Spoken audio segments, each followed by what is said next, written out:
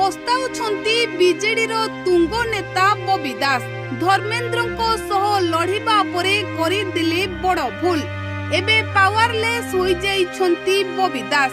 ଦର୍ଶକ ବନ୍ଧୁ, ନିଜ ଯାଜପୁରରେ ଆଉ ନାହିଁ ବବିଙ୍କର ଦବଦବା।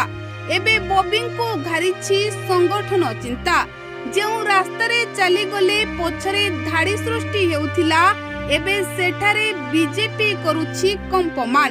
ଆଉ ଯାହାକୁ ଦେଖିବା ପରେ ବବି ଦାସ ପସ୍ତାଉଥିବା ଚର୍ଚ୍ଚା ହେଉଛି। 2024 ନିର୍ବାଚନ ସବୁ କିଛି ବଦଳାଇ ଦେଇଛି। ବବି ଦାସକୁ ପାୱାରଲେସ୍ କରିଦେଇଛି। ଆଉ ବବି ଦାସଙ୍କ ଦବଦବା ମଧ୍ୟ ଚାଲି ଯାଇଛି। ତେବେ ଦର୍ଶକ ବନ୍ଧୁ, ବବି ଦାସ ଧର୍ମେନ୍ଦ୍ର ପ୍ରଧାନଙ୍କ ସହ ଲଢ଼ିବା ପରେ ସମ୍ବଲପୁରରେ ମାଟି କାମୁଡ଼ିଥିଲେ। ଆଉ ଏହାପରେ ସତେ ଯେମିତି ସବୁ କିଛି ବଦଳି ଯାଇଛି। ନିଜ ଯାଜପୁର ଜିଲ୍ଲାରେ ବି ବବିଙ୍କର ଆଉ ଆଗ ଭଳି ଦବଦବା ନାହିଁ।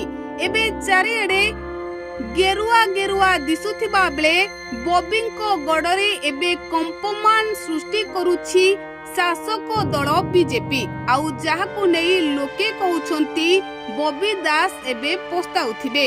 ପାଣ୍ଡିଆନଙ୍କ କଥାରେ ଯାଇ ବବି ଦାସ ନିଜର ପାୱାରକୁ ସାରି ଦେଇଛନ୍ତି। ଆଗକୁ ବବି ଦାସ କଣ କରିବେ, ଏବେ ସେହି ଚିନ୍ତାରେ ଥିବେ ବିଜେଡି ସାଂଗଠନିକ ସମ୍ପାଦକ ବବି ଦାସ।